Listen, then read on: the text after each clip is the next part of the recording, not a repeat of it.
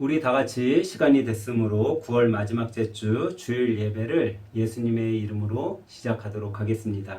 다 같이 묵도하십니다. 오늘도 이 세상에 무엇보다도 우리를 사랑해 주시는 하나님께 우리의 삶을 드려 예배하는 우리의 예배를 받아 주시옵소서. 예수님의 이름으로 기도합니다. 아멘. 우리 다 같이 9월의 찬양, 삶의 예배 찬양하도록 합니다.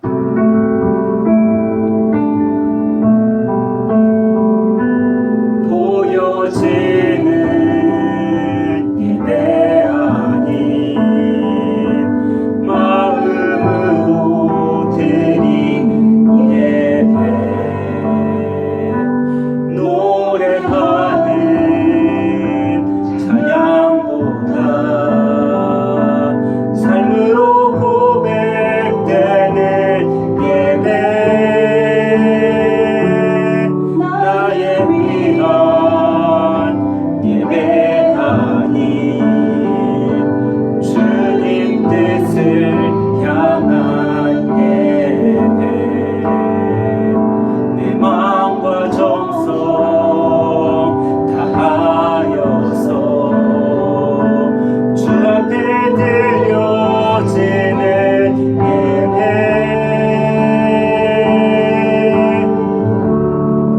주 앞에 엎드려 경배합니다.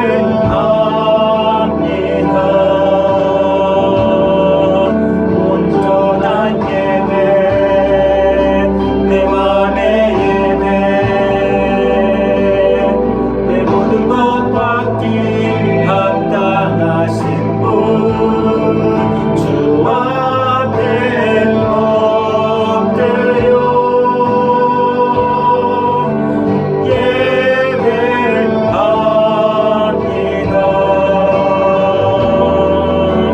나의 모든 삶, 나의 모든 뜻,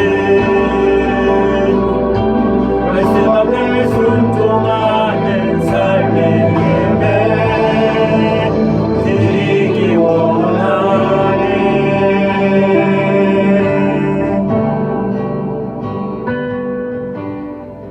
우리 다 같이 찬송가 뒤에 교독문 59번, 시편 136편 교독으로 봉독하도록 하겠습니다. 교독문 59번, 시편 136편입니다. 다 차신 줄 믿고 함께 교독으로 봉독하도록 하겠습니다. 여호와께 감사하라. 그는 선하시며 그 인자하심이 영원함이로다. 신들 중에 뛰어난 하나님께 감사하라. 그 인자하심이 영원함이로다. 주들 중에 뛰어난 주께 감사하라. 그 인자하심이 영원함이로다. 홀로 큰 기이한 일을 행하신 이에게 감사하라. 그 인자하심이 영원함이로다. 지혜로 하늘을 지으신 이에게 감사하라. 그 인자하심이 영원함이로다. 땅을 물 위에 펴신 이에게 감사하라. 그 인자하심이 영원함이로다. 큰 빛을 지으신 이에게 감사하라. 그 인자하심이 영원함이로다. 해로운 낯을 주관케 하신 이에게 감사하라. 그 인자하심이 영원함이로다. 달과 별들로 밤을 주관하게 하신 이에게 감사하라. 그 인자하심이 영원함이로다. 애굽의 장자를 치신 이에게 감사하라. 그 인자하심이 영원함이로다. 이스라엘을 그들 중에서 인도하여 내신 이에게 감사하라. 그 인자하심이 영원함이로다. 강한 손과 펴신 팔로 인도하여 내신 이에게 감사하라. 그 인자하심이 영원함이로다. 아멘. 우리 다 같이 사도신경으로 우리의 신앙을 고백드리도록 하겠습니다. 전능하사 천지를 만드신 하나님 아버지를 내가 믿사오며 그 외아들 우리 주 예수 그리스도를 믿사오니 이는 성령으로 잉태하사 동정녀 마리아에게 나시고 본디오 빌라도에게 고난을 받사 십자가에 못 박혀 죽으시고 장사한지 사흘 만에 죽은 자 가운데서 다시 살아나시며 하늘에 오르사 전능하신 하나님 우편에 앉아 계시다가 저희로서 산 자와 죽은 자를 심판하러 오시리라. 성령을 믿사오며 거룩한 교회와 성도가 서로 교제하는 것과 죄를 사하여 주시는 것과 몸이 다시 사는 것과 영원히 사는 것을 믿사옵나이다. 아멘. 우리 다 같이 찬송가 579장 찬양하도록 합니다.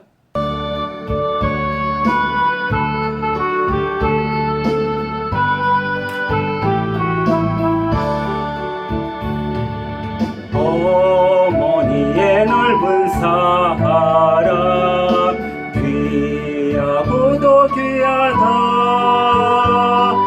그 사랑이 언제든지 나를 감싸줍니다.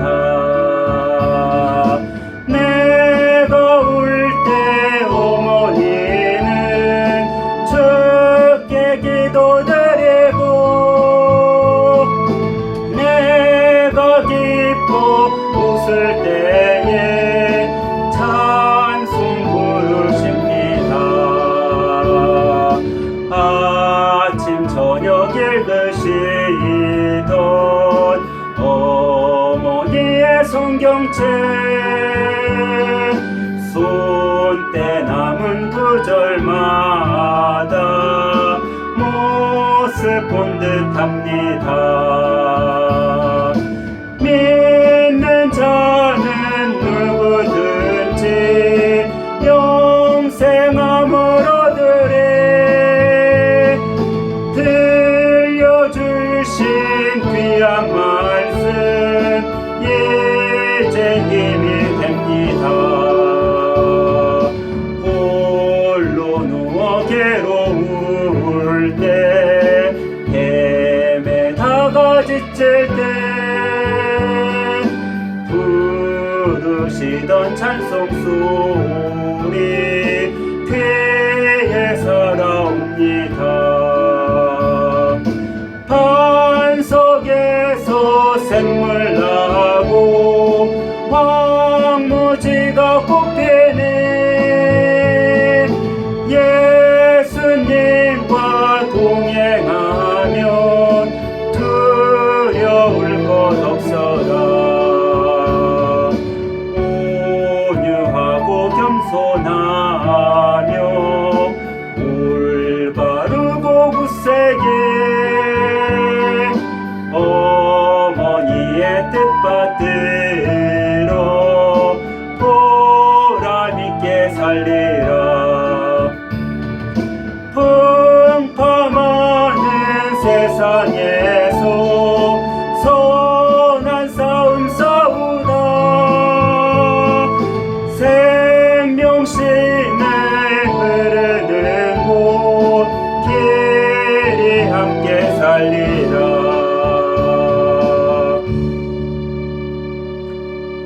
우리 시간 예배를 위해서 기도하도록 하겠습니다.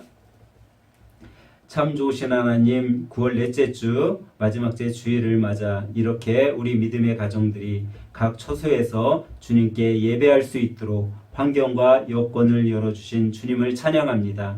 많은 어려움 속에서도 우리나라에 추석이라는 명절을 주시고 이 명절 속에 더욱 주님이 역사하심을 바라보게 하시니 감사합니다.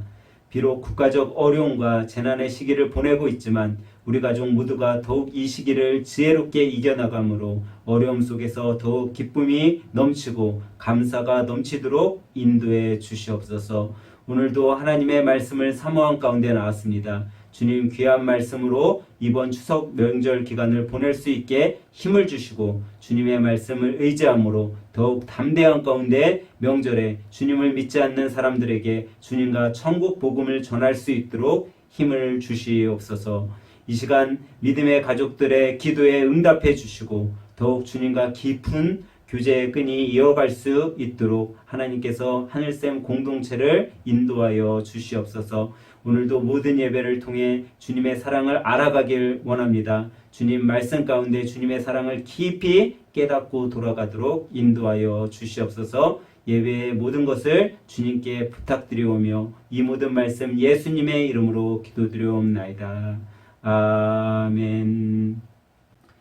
오늘 이 시간 함께 은혜 받으실 말씀은 구약성경 창세기 9장 18절에서부터 27절에 있는 말씀을 가지고 우리 함께 은혜 받도록 하겠습니다. 방주에서 나온 노아의 아들들은 셈과 함과 야벳이며 함은 가나안의 아버지라. 노아의 이 세 아들로부터 사람들이 온 땅에 퍼지니라. 노아가 농사를 시작하여 포도나무를 심었더니 포도주를 마시고 취하여 그 장막 안에서 벌거벗은지라. 가나안의 아버지 함이 그의 아버지 하칠을 보고 밖으로 나가서 그의 두 형제에게 알림이 셈과 야벳이 옷을 가져다가 자기들의 어깨에 메고 뒷걸음쳐 들어가서 그들의 아버지 하칠을 덮었으며 그들이 얼굴을 돌이키고 그들의 아버지 하칠을 보지 아니하였더라. 노아가 술이 깨어 그의 작은 아들이 자기에게 행한 일을 알고 이에 이르되 가나안은 저주를 받아 그의 형제 종들의 종이 되기를 원하노라 하고 또 이르되 셈의 하나님 여호와를 찬송하리로다. 가나안은 셈의 종이 되고 하나님이 야벳을 창대하게 하사 셈의 장막에 거하게 하시고 가나안은 그의 종이 되게 하시기를 원하노라 하였더라. 아멘. 우리 여기까지 보도록 하겠습니다. 할렐루야. 우리 옆에 계신 가족분과 인사할 때 오늘은 이렇게 인사하도록 하겠습니다. 우리 즐겁게 추석 보내요 하고 인사하도록 합니다. 우리 즐겁게 추석 보내요. 사랑하는 여러분, 요번 추석 명절 즐겁고 행복하게 보내시길 축원합니다. 코로나19라는 어려움 속에서 추석을 맞이했지만 오늘 예배드리는 여러분과 저는 이 코로나19의 어려움을 잠시 추석 기간 동안은 좀 잊고 우리 추석을 기쁘게 보냈으면 합니다. 오늘은 9월 네 번째 주, 9월의 마지막 주, 주간이 있는 날입니다. 이 9월의 마지막 주에는 우리나라는 민족 고유의 명절인 추석이 들어있는 주간입니다. 여러분, 추석은 음력 8월의 보름을 가리킵니다. 8월의 한가운데라는 뜻으로 우리가 추석이라고 사용하는데, 이 추석은 다른 말로 가배라는 말도 있고 가배절이라고도 합니다. 우리가 잘 아는 중추라는 말도 있고 중추절이라는 또 단어도 쓰기도 합니다. 또 한가위라는 단어를 쓰기도 하죠. 가위, 한가위. 이렇게 추석에는 많은 이 이름들이 있습니다. 또 추석이라는 이 단어를 뜻으로 풀이하면은 밤에, 가을 밤에 가장 밝은 날이라는 뜻을 또 갖고 있습니다. 이렇게 추석은 어떻게 보면 가을을 상징하기도 하고 가을의 좋은, 가장 좋은 날을 우리들에게 뜻해 주고 있습니다. 이 추석이 어쨌든지 간에 우리에게 다가온 것은 사실입니다. 코로나19로 또 많은 어려움이 있지만 추석은 어김없이 코로나19와는 상관없이 어김없이 여러분과 저에게 돌아왔습니다. 그러기에 아무리 우리가 어렵고 힘든 시기라 하더라도 이 추석을 맞이하면서 우리가 좀 몇 가지 생각해 볼 것이 있다라는 거죠. 그것은 다름 아닌 이 추석이 우리들에게 왔으니까 추석의 기본 이념에 대해서 우리가 한번 생각해 봐야 된다라는 겁니다. 여러분, 추석의 기본 이념이 뭡니까? 아마 우리 호건이나 호정이, 정원이에게 추석이 주는 의미가 무엇이냐고 물어보면 아마 우리 호건이, 정원이, 호정이 같은 경우는 그럴 거예요. 추석은 맛있는 음식입니다. 아니면 용돈이에요 라고 얘기할 수도 있을 거예요. 아마 우리 호건이나 호정이나 정원이가 이런 의미로 생각을 하고 있다면 여러분 추석 때는 우리 자녀들에게 맛있는 것을 많이 좀 해주시기 바랍니다. 그리고 또 용돈도 좀 듬뿍듬뿍 어려울 때지만 더 듬뿍 주시기 바랍니다. 그런데 사실 이 추석이 주는 기본 이념은 이런 것이 아닙니다. 추석이 주는 기본 이념은 우리 기독교 사상과 기독교의 기본 이념하고 아주 흡사합니다. 이 추석도 기독교 신앙도 똑같이 주는 기본 이념이 있는데 그것은 뭐냐면 감사라는 거예요. 추석의 기본 이념은 감사 이념입니다. 그래서 사람들이 이 추석 때가 되면은 감사를 하게 되죠. 근데 이 감사라는 것이 그냥 나타나게 되지 않았다라는 거예요. 추석이 이 감사하는 마음, 감사를 통해 누군가에게 섬기려고 하고 어떤 신에게 감사의 뜻을 전하려고 했었던 것은 그냥 이루어진 것이 아니라는 거예요. 사실 우리나라는요, 예로부터 농경 사회를 살았어요. 그러니까 조선시대에는 거의 대다수가 농사를 짓고 살았죠. 그러니까 생계를 유지하기 위해서는 농사를 지을 수밖에 없었어요. 근데 이 농사를 짓다 보니까 사람들 생각에 그런 생각이 든 거예요. 농사를 하다 보니까 농사를 추수를 풍족하게 거둬들이기 위해서 꼭 필요한 것이 있는데 그거는 뭐냐면 기다림과 또 열심히 하는 노력이 있어야 된다라는 것을 알게 되었어요.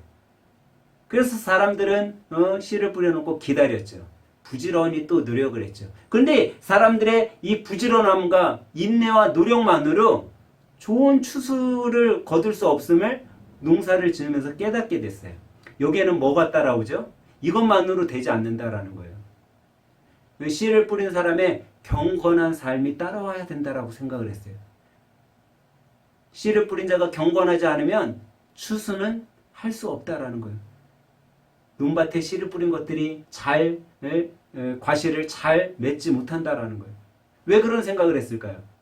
인내와 기다림, 노력은 사람이 하는 것이지만 그 많은 과실을 거둬들이게 하는 것은 하늘에 달려있다라고 생각했기 때문에 그러니까 아무리 노력해도 하늘이 그 복을 주지 않으면 추수할 수 없다라고 생각한 거예요.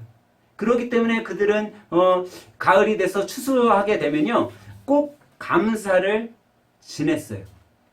우리 황유미 집사님 고향인 이 강화도에 가면은 산이 하나 있어요. 그 산이 뭐냐면 만이산이죠. 이 만이산 꼭대기에는 단상이 하나 있어요. 제사를 드리는 단이 있죠. 그 단이 뭐냐면 창성단이라는 단이 있었어요. 그래서 농경시대에 사람들이 추수를 하고 나면 하늘에다가 감사의 제사를 이런 단 위에서 감사의 제사를 드렸어요. 그래서 우리나라 곳곳에는 산꼭대기에 이런 단상이 세워져 있죠. 그리고 사람들은 거기에다가 자신들이 추수에 얻은 곡식들 이런 것들에 대한 기쁨을 하늘에다 감사의 제사를 지냈어요. 그리고 그 감사의 제사를 지내고 동네에서는 잔치를 열었죠. 요 올해에 이렇게 우리가 풍족한 수확을 얻었으니까 우리 다 같이 잔치를 엽시다. 그래서 온 동네 사람이 잔치를 열었어요. 또 온 동네가 잔치를 열기 어려운 사람들은 수확을 한 사람들이 부모님과 이웃들을 모셔놓고 가족끼리 잔치를 열기도 했어요. 그래서 그 잔치 가운데 또 어려운 사람들에게 나눠주기도 했죠. 이렇게 농경사회를 지내면서 감사라는 것에 대해서 어떻게 보면 이 감사에 대한 이념을 깨닫게 된 거죠.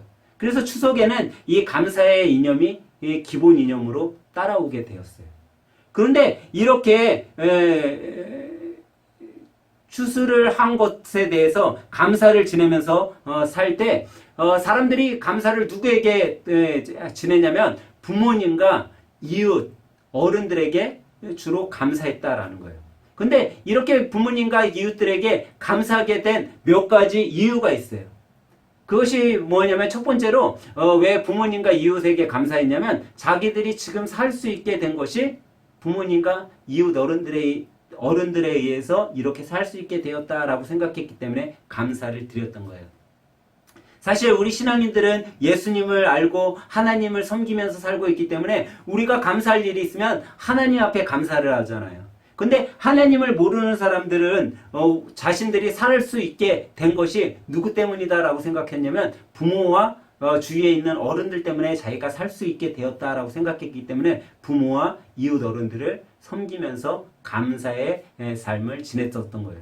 또 왜 어른들과 또 부모님께 감사를 했냐면 그들은 존경해야 될 사람이 있다라고 생각을 했어요. 근데 이 존경해야 될 사람은 누구였냐면 스승이라고 생각을 했죠.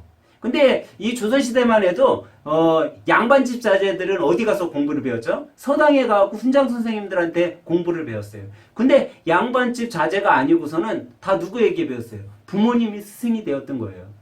옆집 이웃 어른들이 자신에게 스승이 되었던 거죠. 그러니까 자연적으로 부모님과 이웃 어른들을 공경할 수밖에 없었어요. 그것이 그냥 삶에 자리 잡았어요. 그래서 당연히 부모님과 윗어른들, 이웃 어른들을 공경하는 일은 당연한 것이라고 생각을 했어요. 어떻게 보면 이런 것들을 우리 자녀들에게 좀 가르쳐야 된다라고 생각합니다. 요즘은 우리 자녀들이 어디 가서 배우죠? 학교나 학원에서 이 모든 삶에 대한 것, 또 학업의 지식에 대한 것들을 거기서 배우니까요, 부모를 스승으로 생각하지 않아요. 이웃 어른들을 스승으로 생각하지 않아요. 그러니까 부모와 이웃 어른들을 공경하지 않고 오히려 공격하면서 살고 있다라는 거예요. 왜? 부모와 이웃 어른들은 스승이라고 생각하지 않기 때문이죠.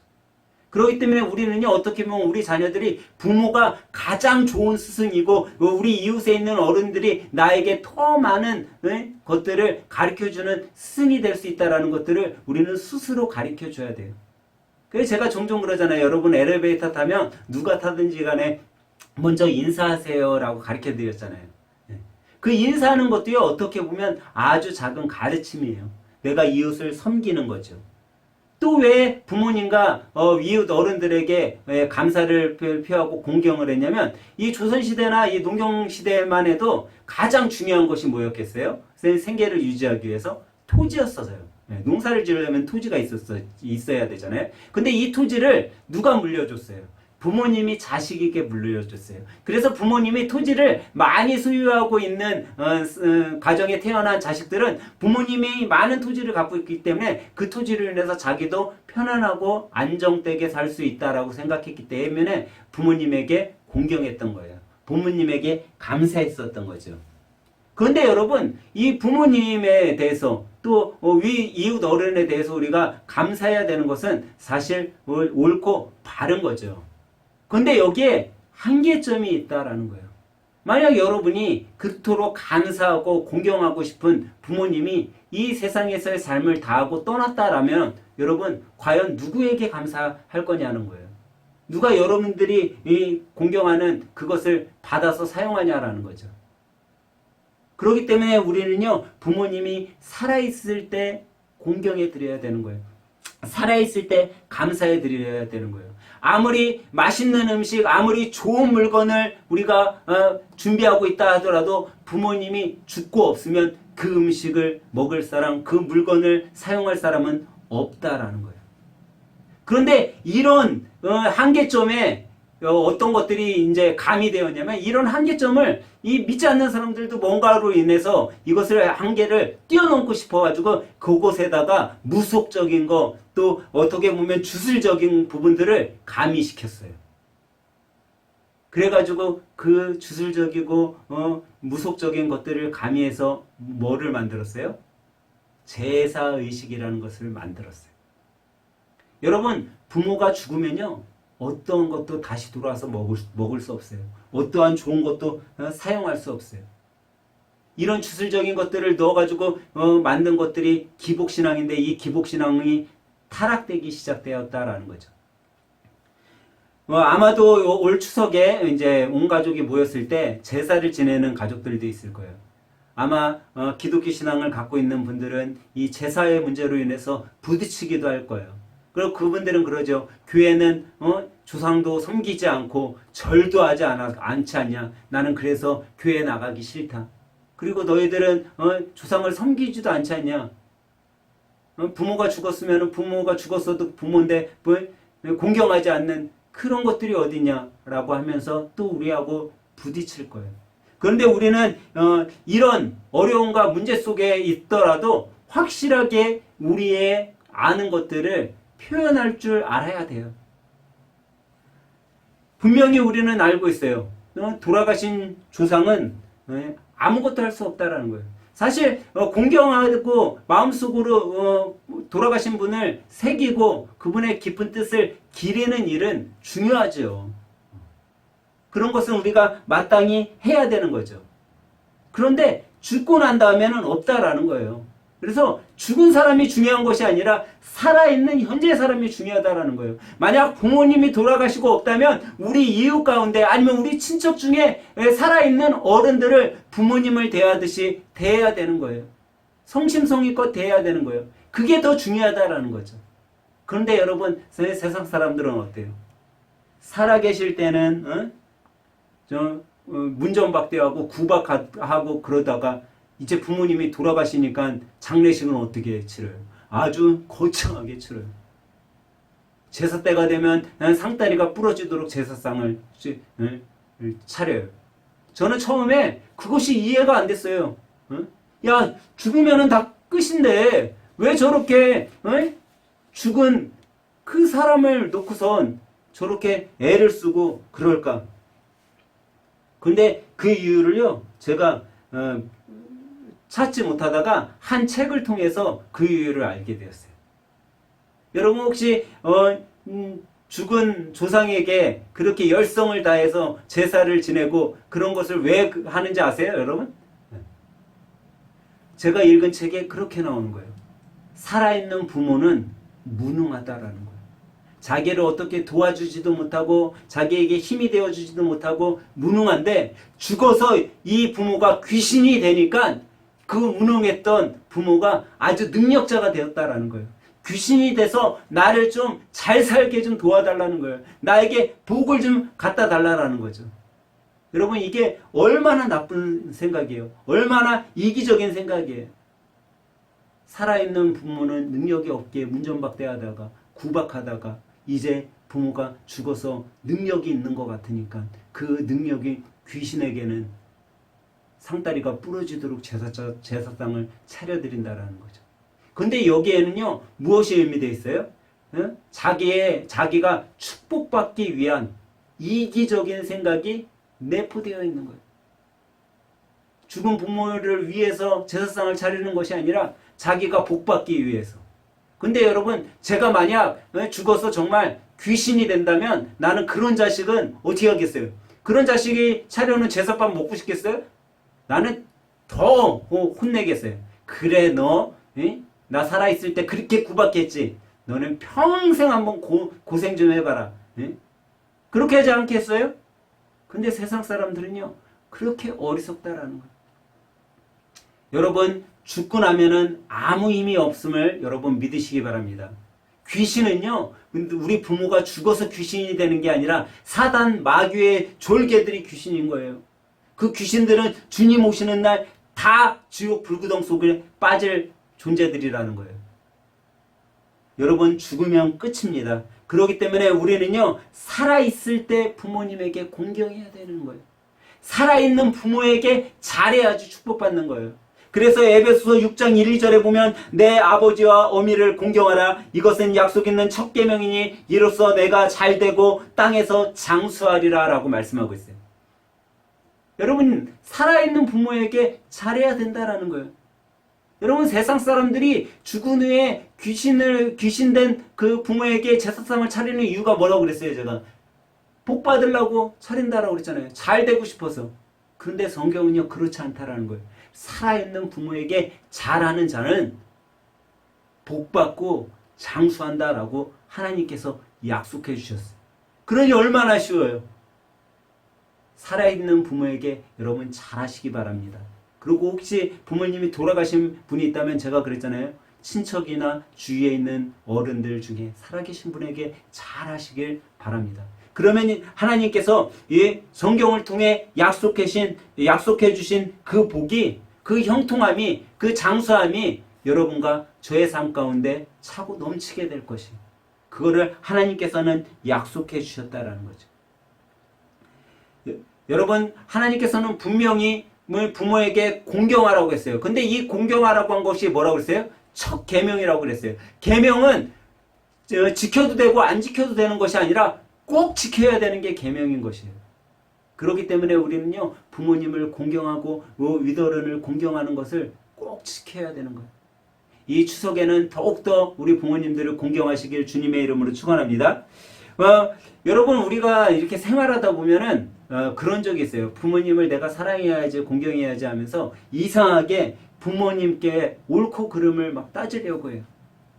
여러분 앞으로는 부모님에게 옳고 그름을 따지려고 하지 마세요. 사실 요즘 시대가 엄청 빠르게 돌아가고 있어요. 이 시대가 엄청 빠르게 흘러가는 것을 어떻게 보면 영적인 부분으로 보면요 주님이 오실 때가 점점점 빠르게 다가오고 있는 것을 의미하는 거예요. 시간의 빠름처럼 주님이 재림할 시간은 더 빨리 우리 가운데 다가오고 있다라는 거죠. 근데 이 시간의 빠름 속에 어떻게 보면 우리 부모님들은요 이 시대의 그 흐름을 빨리 적응하지 못하세요. 저만 돼도 우리 어린이들 학생들처럼 빨리 적응하지 못해요. 근데 왜 그럴까요? 그만큼 어떻게 보면 느린 거죠. 그런데 이렇게 느리다 보니까 지금 시대는 너무나도 빠르기 때문에 어떤 소식, 뉴스, 정의 이런 것들이 금방금방 바뀐 것들이 금방금방 나오고 수정되고 그러는데 우리 부모님들은 그게 잘 와닿지 않는 거예요. 삶 속에 경험 속에 경험되어졌던 것들이 그냥 그게 옳다라고 생각되는 거예요. 그러니까 자식들에게 이미 바뀌어서 그거는 틀렸는데도 옳다라고 주장을 하죠.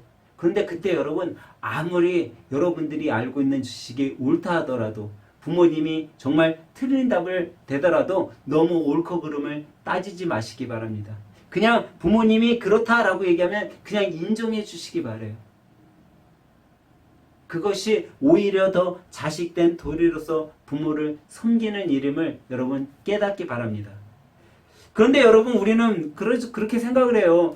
부모님하고 같이 안 있을 때는 엄마 아빠한테 더 잘해드려야지, 내가 더 이해해야지, 너 이해하고 넘어가야지, 더 사랑해드려야지, 그런 마음을 품죠. 근데 막상 또 부모님을 만나면은 이상하게 여러분과 저는 부모님께 관대하지 못하다라는 거예요. 뭔가 아버지 어머니에게는 계산하려고 하고 따지려고 한다라는 거죠. 그렇다고 여러분 부모님에게 뭔가를 따지고 옳고 그름을 된다고 해서 뭔가 이득이 여러분 생기세요? 그렇지 않아요. 이득이 없는데도 이상하게 부모님에게는 관대하지 못한 우리 자신을 보게 될 때가 너무나도 많이 있다라는 거죠. 여러분 부모님에게 결코 옳고 그름을 따지지 마세요. 이해하시길 바래요. 그리고 오늘 예배를 드리신 분들은 더욱더 부모님을 사랑하고 존경하고 존중할 줄 알았으면 좋겠습니다. 그것을 하나님께서는 원하고 계시다라는 거예요. 그리고 우리는 잊지 말아야 돼요. 부모님은요 그냥 우리를 낳아주신 엄마 아빠 부모로서의 역할만 있는 것이 아니에요. 성경은 분명히 부모는요 하나님의 대표자라고 말씀하고 있어요. 하나님의 대리자예요, 부모님은. 그렇기 때문에 우리는요, 하나님을 잘 인정하고 섬기는 것처럼 부모님도 인정하고 섬겨야 되는 거예요. 우리가 부모님을 막대하면요, 그것은 하나님을 막대한 거나 다름없어요. 그런 자에게 하나님은 어떻게 하겠어요? 하나님을 막대하면. 그래서 성경은요, 부모님께 공경한 자에게는 축복이 올 것을 말씀해 주었지만 부모님께 불효한 자에게는 엄한 벌이 따라옴을 말씀해 주고 있어요. 그래서 신명기 27장 16절에 보면 그 부모를 경홀히 여기는 자는 저주를 받을 것이니라 라고 말씀했어요. 또 잠언서 30장 17절에 보면 아비를 조롱하며 어미 순종하기를 싫어하는 자의 눈은 골짜기의 까마귀에게 쪼이고 독수리 새끼에게 먹히리라 라고 말씀했어요. 얼마나 무서운 말씀이에요. 불순종하면요 죽음이 오는 거예요. 불순종하면요 저주가 오는 거예요. 그렇기 때문에 우리는요 부모님께 저주받지 않기 위해서라도 공경해야 되는 거예요. 그리고 우리는요 부모님께 그냥 공경만 하는 것으로 끝나서는 안 되죠. 여러분 중에는 부모님이 살아계시는 분이 있기도 하지만 부모된 자로서 살아가시는 분들도 있을 거예요. 근데 우리 부모된 자들은요 하나님께서 권한을 주셨어요. 그것이 무슨 권한이냐면요 자녀를 축복할 수 있는 축복권을 주었다라는 거죠. 그렇기 때문에 우리 믿음의 성도들은요 내가 하나님께서 주신 그 축복권을 가지고 우리의 자녀를 축복할 수 있다라는 것을 결코 잊지 말고 살아가야 돼요. 부모가 입술을 통해서 자식을 축복하고 자식을 사랑하는 말로 이야기했던 모든 그것들이 이루어지는 거예요. 자식들은 부모의 그 축복의 말대로 축복을 받고 살아가게 되는 거죠. 여러분 우리가 잘 알듯이 성경에는 그런 자녀들이 많이 있었죠. 아브라함이 누구를 축복했어요? 이삭을 축복했어요. 그러니까 이삭이 그 시대에 거부가 됐죠. 이삭은 누구를 축복했죠? 야곱을 축복했어요. 야곱은 누구를 축복했어요? 요셉을 축복했어요. 부모가 축복한 대로 자녀들은 그 복을 누리면서 살아가게 되었다라는 거죠. 사랑하는 여러분, 자녀들에게 좋은 말, 사랑의 말을 하시기 바랍니다.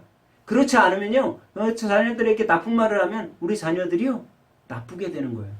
여러분, TV 프로 중에 미운 우리 새끼라는 TV 프로 보셨어요? 여러분 보셨는지 모르겠네요. 근데 이 미운 우리 새끼라는 TV 프로에 나오는 자녀들은 어때요? 미운 짓만 하죠. 근데 왜 미운 짓만 할까요? 아예 제목이 미운 우리 새끼라고 해버리니 미운 짓만 하는 거예요. 만약에 제목을 착한 우리 새끼라고 줬으면 아마 착한 일만 했을 거예요.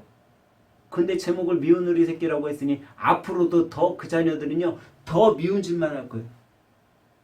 사랑하는 여러분, 여러분들은 여러분들의 자녀에게 좋은 말, 사랑의 말, 축복의 말만 하시길 주님의 이름으로 축원합니다. 그 축복의 말을 통해 우리의 자녀들이 잘 되는 역사가 있는 줄 믿으시기 바랍니다. 오늘 본문으로 한번 돌아가 보겠습니다. 우리 본문에 나오는 사람이 한 명 있는데 그게 누구죠? 노아입니다. 지금 노아의 나이가 몇 살이에요? 노아의 나이가 600살입니다. 여러분 600살이면 나이가 많아요? 적어요? 600살이면 어마어마하게 많죠. 근데 만약에 여러분들이 사실 이 시대의 사람들은 다 600살 정도는 그냥 살았죠. 근데 여러분들이 지금 600살까지 산다고 하면 여러분들 생각에 어떤 생각이 들겠어요? 어떤 분은 아우 끔찍해요 하는 분들이 있을 때고, 어떤 분은 600살까지 살면 너무 좋죠 하는 분들이 있겠죠. 근데 만약 여러분 끔찍해요 했던 분들도 노아처럼 건강하게 600살을 산다고 생각하면 여러분 끔찍하겠어요? 아마 그런 분들도 600살까지 살만 하겠는데요? 그렇게 건강하게 아프지 않고 활력 있게 살 수 있다면 600살까지 사는 게 좋지요 라고 얘기할 겁니다. 근데 여러분 이 600살까지 사는 것이 건강하게 사는 것보다 더 중요한 것은, 만약에 여러분들이 600살까지 건강하게 산다면 여러분들이 왜 정말 좋겠어요 그런 생각이 들까요? 이제 600살까지 내가 산다라고 생각을 하면요, 내 안에 꿈과 비전이 생기기 시작하는 거예요. 야, 아직도 550년, 540년, 530년이나 남았어? 야, 530년 동안 내가 살아가려면 야, 이런 것들을 좀 계획 세워가지고 해야지. 이런 것들을 좀 준비해갖고 살아가야지. 그런 꿈과 비전이 생기니까요, 삶에 활력이 생기는 거예요. 살아가는데 기쁨이 넘치는 거예요. 오늘 본문의 노아는요, 여러분 노아가 600살이잖아요. 이 노아가 건강했을까요? 아니면 기력이 없이 아주 노인네 꼬부랑 할아버지가 됐을까요? 건강했어요. 우리는 그것을 어떻게 알 수 있죠? 노아가 지금 무슨 농사를 지었어요? 포도 농사를 지었어요. 여러분 포도나무 농사를 짓는 게 쉬운 일일까요? 어려운 일일까요? 어려운 일이죠. 건강하지 않으면 농사 짓기가 힘든 거예요. 근데 지금 노아는요, 포도나무를 농사를 졌어요. 그것도 얼마나 농사를 잘 지었는지 자기가 수확한 포도를 갖고 뭘 담았어요? 술을 담갔어요. 그리고 그 술을 먹고선 이제 어떻게 됐어요? 술에 취해서 자기가 발가벗은지도 모르고 술에 취해서 자기 처소에서 누워서 잠에 들었어요. 어떻게 보면 술에 골아 떨어진 거죠. 옷을 홀딱 벗고. 오늘 본문 9장 21절에 보니까 이렇게 말씀하고 있어요. 포도주를 마시고 취하여 그 장막 안에서 벌거벗은지라. 노아는 술에 취해 자기가 벌거벗은 것을 깨닫지 못하고 잠에 들었어요. 근데 이 벌거벗고 장막 안에서 자는 게 중요한 것이 아니라, 이렇게 아비가 벌거벗고 자고 있는데 누가 들어왔어요? 아들이 들어왔어요. 아버지가 벌거벗은 것을 보게 되었죠. 근데 이 아들 함이 그 벌거벗은 것을 보고 아버지의 부끄러움을 가려드리지 않고 어떻게 했어요? 바깥 처소로 나갔다라는 거예요. 만약에 여러분 우리 호건이가 아빠가 방에서 완전히 옷을 하나도 안 입고 홀딱 벗고 누워있는 것을 봤다고 생각을 해보세요. 우리 호건이가 어떻게 했겠어요? 아마 우리 호건이는 이불을 갖다가 아빠를 덮어드렸을 거예요. 이불이 없으면 자기 옷이라도 갖다가 덮어드렸을 거예요. 그런데 오늘 본문의 함은 우리 호건이처럼 그렇게 하지 않았다라는 거예요. 아빠의 벌거벗은 것을 보고 얼른 뛰어나가서 자기 형들에게 이야기했어요. 내가 아빠 방에 갔더니, 아빠 장막에 들어갔더니 아빠가 홀딱 벗고 술에 취해서 누워있어. 아유 얼마나 창피한지. 형들 가서 한번 구경해 그러는 거예요. 그 이야기를 듣고 형 셈과 야벳은 얼른 아버지 장막으로 들어갔어요. 그리고 아버지의 그 하체를 자신들의 옷으로 덮어드렸어요. 그런데 이들이 그때 아버지 장막에 들어갈 때 아버지의 부끄러움을 보지 않기 위해서 어떻게 들어갔다고 그랬어요? 뒷걸음질 쳐서 들어갔다라고 하고 있어요. 이것이 부모를 공경하는 마음이라는 거예요. 부모를 사랑하는 마음이라는 거죠. 이것은 효에서 나오는 거예요. 부모를 공경하는 마음에서 나오는 거예요. 부모의 부끄러움을 보지 않으려고, 사랑으로 감싸드리려고, 사랑으로 가려드리려고 그랬었다라는 거죠. 그래서 우리가 잠언서 기자는 잠언서 10장 12절에 하반절에 보면 이런 말씀을 하고 있어요. 사랑은 모든 허물을 가리우느니라. 사랑이 있기 때문에 부모님을 가리우려고 했었던 거예요. 덮어드리려고 했었던 거예요. 사랑하는 여러분, 사랑을 갖고 살아가시길 주님의 이름으로 축원합니다.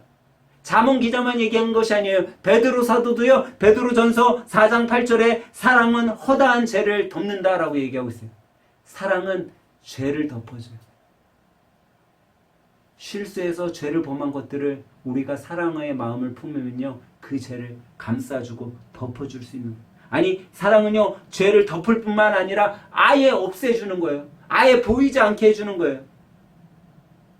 여러분, 사람은요, 누구나 장점과 단점이 있다라고 그래요. 여러분들이 저를 봤을 때도 제가 장점이 있고 단점이 있잖아요. 근데 여러분들이 저를 봤을 때 제가 장점이 많은 것 같아요? 단점이 많은 것 같아요?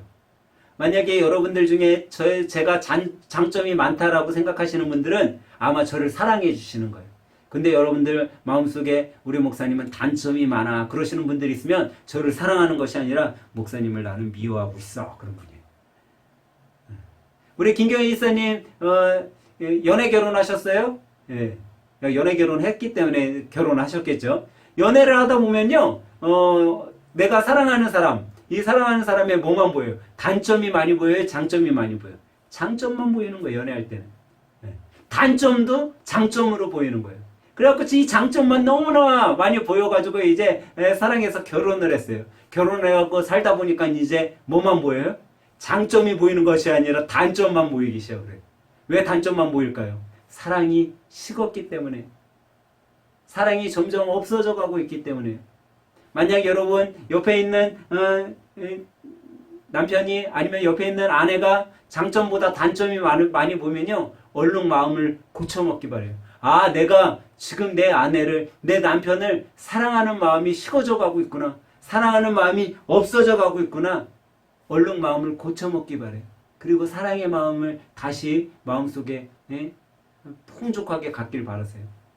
그러면요, 그 미워하던 그 단점만 보이던 남편이 다시 장점이 보이기 시작할 거예요. 그 단점만 보이던 내 아내가 장점이 보이기 시작할 거예요. 장점이 많이 보이는 가정은요, 행복한 가정이 될 수 있는 거예요. 그렇기 때문에 우리는요, 사람의 단점을 보기보다는 장점을 볼 수 있는 자들이 돼야 돼요. 그건 다시 말해서 사랑의 마음을 품고 살아가는 자들이 돼야 된다는 거죠. 사랑은 누구세요? 바로 예수님이세요. 그렇기 때문에 사랑을 품은 자는 내 안에 예수님을 품고 살아가는 사람이에요. 그러니까 내 안에 예수님이 인도하시니까 행복할 수밖에 없는 거죠. 축복된 일들만 있는 거죠. 그렇기 때문에 우리는요, 사랑의 마음을 갖고 살아가야 돼요. 오늘 본문의 셈과 야벳은 부모님을 사랑하는 마음으로 그 부끄러움을 가려드렸던 거예요. 그런데 여러분, 어떻게 보면 이 본문에 나오는 노아, 이 노아는요, 이제 600살이 됐으니까 이제 노인이 됐잖아요. 지금 시대에도 노인은요, 이런 것들이 있다라고요. 노인은요, 고독함이 있다고 그래요. 점점 늙어지면 고독함이 있는데, 이 고독함이 있을 때 생기는 것들이 있는데, 그게 뭐냐면 탐심이 생긴대요. 또 마음속에 소심함이 생긴대요. 그리고 이제 체력적으로 약해졌으니까요, 이 체력뿐만 아니라 정신적으로도 약해진대요. 그러니까는 이 탐심이 생기고 소심해지고 약해지니까 뭔가 누구에게 의지하고 싶을 거 아니에요. 그럼 그런 노인의 약해진 부모를 어떻게 보면 감싸주고 더욱더 사랑해 드려야 되는데, 그런 약해진 부모, 그 부모를 감싸주지 못했던 거예요. 함은 그 부모를, 부모의 마음을 이해해주지 못한 거죠. 여러분, 사실 노아는 어떤 사람이에요? 노아는요, 어떤 삶을 살았죠? 우리가 잘 알듯이 노아는 무엇을 만든 사람이에요? 방주를 졌어요. 하나님의 명령을 따라서 방주를 졌죠. 근데 그 방주도 그냥 졌어요? 산 꼭대기에다가 방주를 120년 동안 지었어요. 세상 사람들은 노아를 다 욕했어요. 야, 저 노인네 돌았나 보다, 미쳤나 보다, 그런 조롱을 받았어요. 하지만 노아가 하나님의 말씀에 순종하고 방주를 지었기 때문에 아들들과 가족들이 구원받을 수 있었던 거예요. 그것을 체험했어요. 자식들은 아버지의 그런 노력, 그런 순종함, 그런 헌신이 우리 가족을 살렸구나. 그것을 경험했죠. 그랬다면 오히려 더 한도 아버지의 마음을 이해했어야 돼요.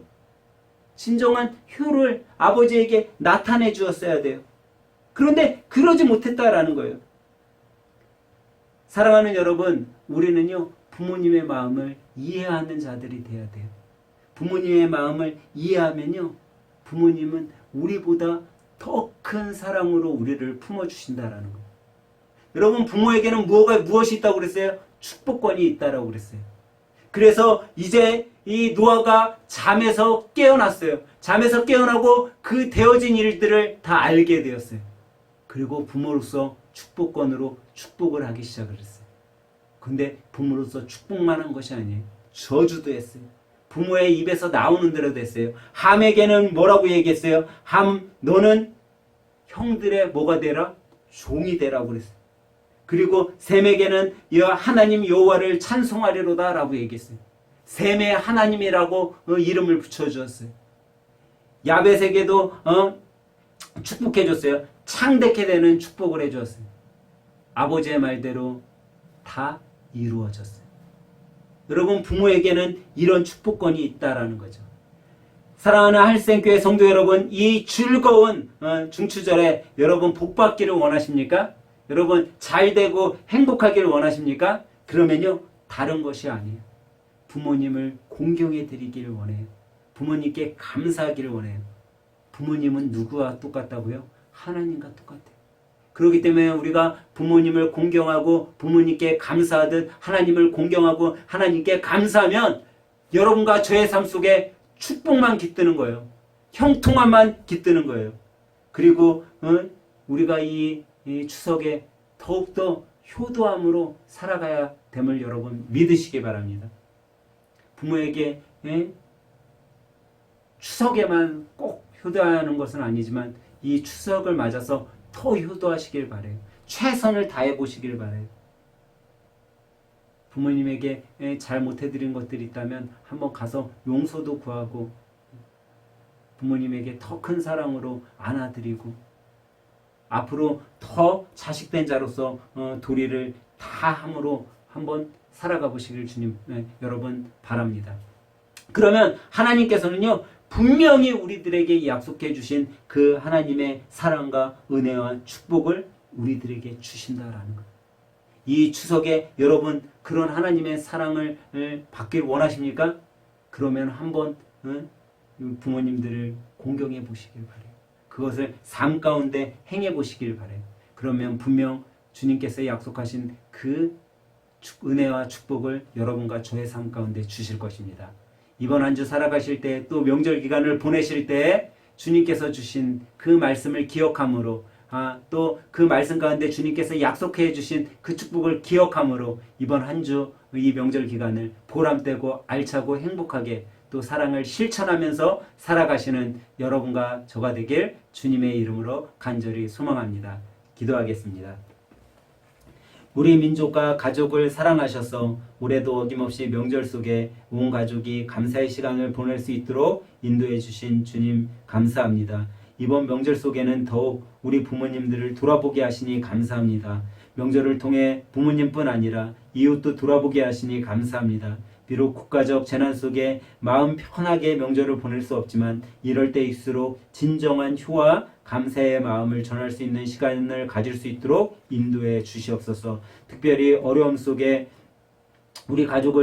속에서도 우리 가족을 지켜주시고 더욱 가족 모두가 서로서로를 섬기고 기도하게 하심을 감사합니다. 비록 어려운 환경과 시기를 보내고 있지만 이 시기에 우리 가족 모두가 더욱 기쁘고 행복한 가족으로 살아갈 수 있도록 주님 돌봐 주시옵소서. 이번 추석 명절을 맞이하여 우리 가족에게는 행복과 기쁨이 넘치는 추석이 되게 하시고 하나님께는 우리 가족 모두가 영광을 올려드리는 명절이 되도록 인도하여 주시옵소서. 오로지 우리 인생 속에 가장 좋은 것으로 주시고 살아가시길 원하시는 주님만을 찬양하길 원하오며 이 모든 말씀 예수님의 이름으로 기도하옵나이다. 아멘. 아멘. 우리 다 같이 찬송가 589장 찬양하면서 주님 앞에 귀한 예물 올려드리도록 하겠습니다. 589장 찬양합니다.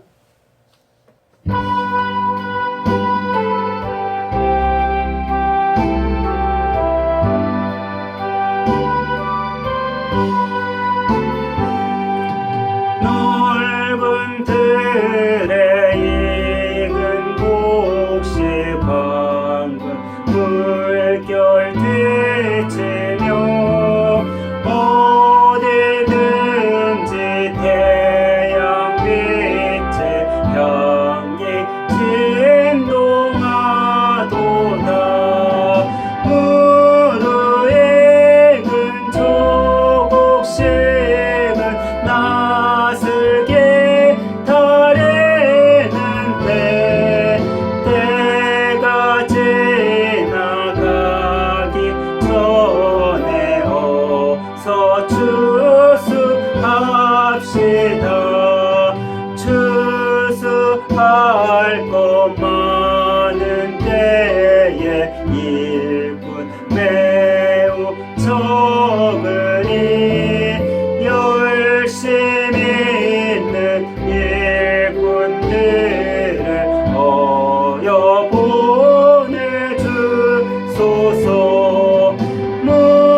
무르익은 조곡식은 낫을 기다리는데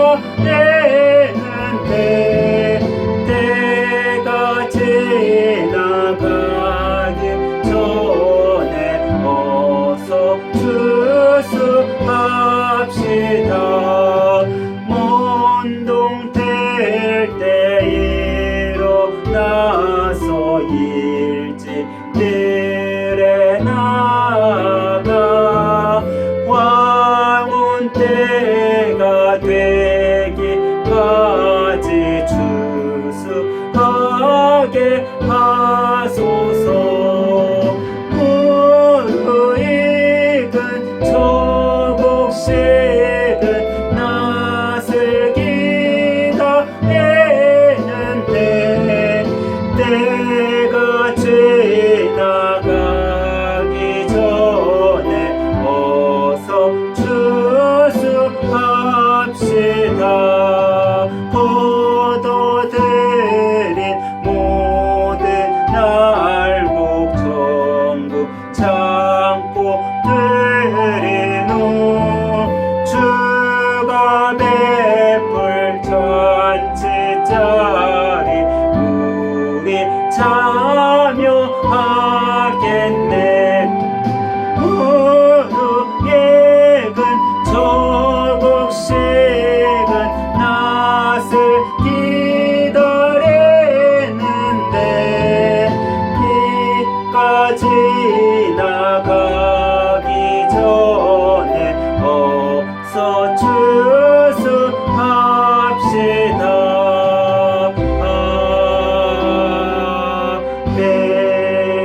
아멘. 드린 예물 위에 기도하도록 하겠습니다.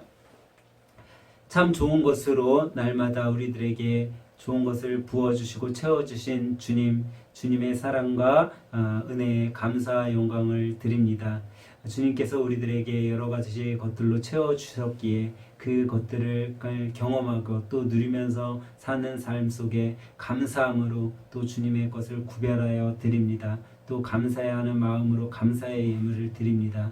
또 마음의 소원을 담아 여러 소원의 예물을 또 작정 예물을 주님 앞에 드립니다. 하나님께서 각 예물마다 주님께서 보시고 그 마음속에 소원하고 바라고 소망하는 것들을 주님께서 하늘문을 여시고 축복의 축복으로 더하여 주시옵소서. 특별히 오늘 또 말씀 속에 부모를 공경할 때 하나님께서 형통함의 복과 장수의 복을 허락하여 주신 것들을 깨달았기에 우리가 더욱더 주님 앞에 감사함으로 또 부모님을 공경하고 효도함으로 살아가길 원합니다. 하나님께서 그런 마음을 어여삐 봐주셔서 이 마음을 가지고 살아갈 때 공경하고 감사의 마음을 가지고 살아갈 때 여러 가지 필요한 것들이 또한 있는 줄 믿습니다. 하나님께서 부족해서 못 나누고 못 행하는 일이 없도록 하나님께서 복의 복을 더하여 주시되 차고 넘쳐 흘러날 정도로 복의 복을 더하여 주시옵소서. 오늘 이 시간에도 또 몸과 마음과 정성으로 주님 앞에 예배드린 믿음의 성도들이 있습니다. 하나님께서 그 마음속에 주님 앞에 진정한 예배를 드린 마음을 어여삐 봐주시고 정말 마음속에 소원하는 것들마다 응답하여 주시옵소서. 또 육신의 질병으로 인해 어려움 당하는 믿음의 성도들이 있다면 하나님께서 육신의 질병을 깨끗하게 치유하여 주셔서 주님의 능력의 손으로 각 연약한 부위마다 만져주시고 주님의 보혈의 손으로 깨끗게 치료하여 주시옵소서. 육신과 정신의 어려움도 주님께서 아시오니 저희 정신을 맑게 해주시고 영혼의 새 힘을 불어넣어 주시옵소서. 오늘도 하늘문을 여시고 가장 좋은 것으로 우리들에게 부어주신 주님의 은혜에 감사와 영광을 드리우며 살아계신 예수님의 이름으로 축복하고 기도합나이다. 아멘. 교회 소식 알려드리도록 하겠습니다. 함께 예배드린 여러분 주님의 이름으로 환영하고 사랑합니다. 이번 주는 추석 명절 주간입니다. 고향에 가시거나 코로나19로 인해 못 가시더라도 부모님께 효도하고 이웃과 나눔을 갖는 명절이 되시길 바랍니다. 비대면 예배는 기독교 한국 침례 총회의 지침이 올 때까지 우리는 비대면 예배로 드리도록 하겠습니다. 현장 예배로 지속해서 바꿀 수 있도록 여러분들 기도해 주시기 바랍니다. 오후 예배는 가족들과 함께 가정 예배로 드려주시기 바랍니다. 주보를 여러분들이 프린트하셔서 꼭 가정 예배를 드리셨으면 좋겠습니다. 주일학교와 학생부 예배는 당분간 방학에 들어가도록 하겠습니다. 또 우리 수빈이 또 이재자 사모님, 황금석 성도님의 건강이 잘 회복되도록 여러분들이 힘써 기도해 주시기 바랍니다. 그리고 또 우리 수빈이가 맹장을 떼어냈잖아요. 맹장 떼어내고 나면 원래 맛있는 걸 좀 먹어야 된다고 그러더라고요. 여러분들 수빈이에게 또 맛있는 시간이 나시는 분들은 만나서 또 맛있는 것도 사주시기 바랍니다. 또 우리 특별히 여러분들 우리 교회 식구들의 가족들 사업장을 위해 열심히 기도해 주시기 바랍니다. 또 우리 교회가 내년 늦어도 내년 초에는 우리가 이전을 해야 됩니다. 그렇기 때문에 교회 이전을 두고도 여러분들이 힘써 기도해 주시기 바랍니다. 헌금은 온라인 계좌로 여러분들이 이름과 헌금 제목을 쓰셔서 넣어주시기 바랍니다. 그럼 제가 교회 장부에 올려드리도록 하겠습니다. 우리 다같이 마침 찬양 선한 능력으로 찬양 후에 축도로 모든 예배를 마치도록 하겠습니다.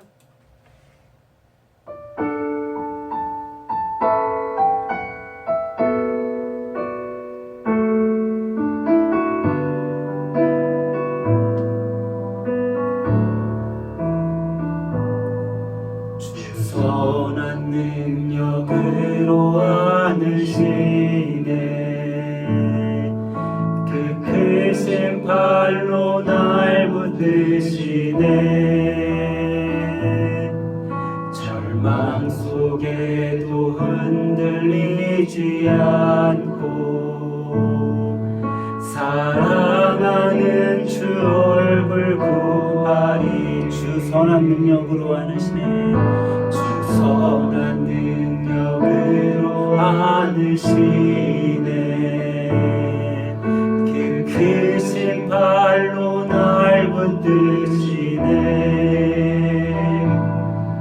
절망 속에도 흔들리지 않고 사랑하는 주 얼굴 구하리